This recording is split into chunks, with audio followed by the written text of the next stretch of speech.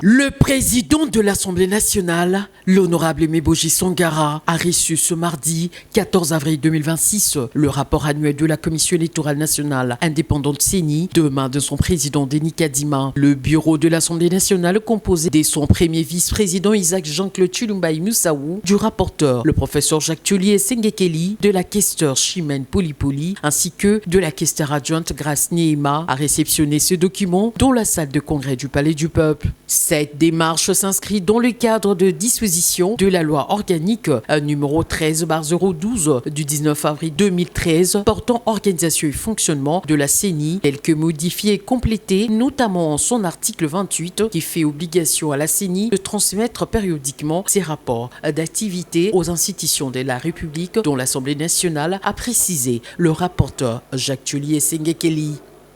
Le rapport des gestions, c'est essentiellement l'obligation d'informer, qui est un droit constitutionnel du peuple, conformément à l'article 24, mais un mécanisme de transparence. Alors, cette année, comme vous avez suivi, la CENI nous a fait part d'un certain nombre de difficultés, mais aussi nous a fait part des préparatifs de prochaines séances électorales, parce qu'une élection, ce n'est pas un événement, c'est un cycle. Et les cycles, c'est un cercle. Et il faudra, sur cet point, ne va avoir des ruptures, aussi bien dans la planification logistique, dans la planification conceptuelle, mais aussi dans la planification financière. Or, apparemment, la CENI a quelques difficultés au niveau de finances. Mais sur le plan de fond, nous avons insisté sur l'intégralité du processus électoral. Vous savez qu'il y a la mise en œuvre de l'ensemble de la chaîne électorale qui n'est pas encore achevée. Il y a eu des élections présidentielles, des élections au niveau national, des élections au niveau provincial, mais jusqu'à présent, les élections ne sont pas achevées au niveau local. Et nous avons discuté avec la CENI pour savoir quelles sont les contraintes et comment parachever notre cycle électoral pour restaurer l'autorité démocratique de l'État sur l'ensemble du territoire.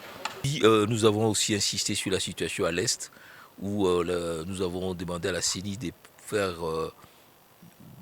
prendre des diligences parce que les machines ont été importées au Rwanda et ailleurs, et il faut donc veiller à l'intégrité de notre base de données. La CENI nous a donné des assurances là-dessus. Donc nous croyons. Ces dépôts interviennent également dans le cadre de l'exercice des redevabilités auxquelles est soumis la CENI conformément aux principes de transparence et de bonne gouvernance, a précisé le président de la centrale électorale. Nous sommes venus en tant que la plénière de la CENI déposer notre rapport annuel pour la période allant d'avril 2025 à mars 2026 qui retrace les activités de la CENI et les activités projetées pour l'avenir. Et il fallait, selon la loi, remettre ce rapport durant cette session de mars et dans les délais prescrits.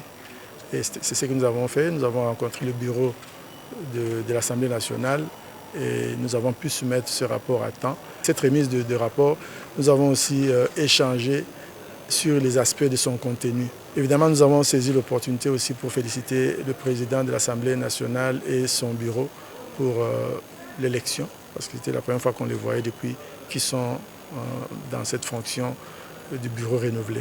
À travers cette réception, le bureau de l'Assemblée nationale réaffirme son rôle de contrôle et d'accompagnement des institutions d'appui à la démocratie dans le strict respect de textes légaux en vigueur. Cette étape ouvre ainsi la voie à l'examen parlementaire du rapport qui donnera lieu à un débat en plénière, notamment sur la gestion de la CENI, l'utilisation de fonds publics et l'état d'avancement du processus électoral en République démocratique du Congo.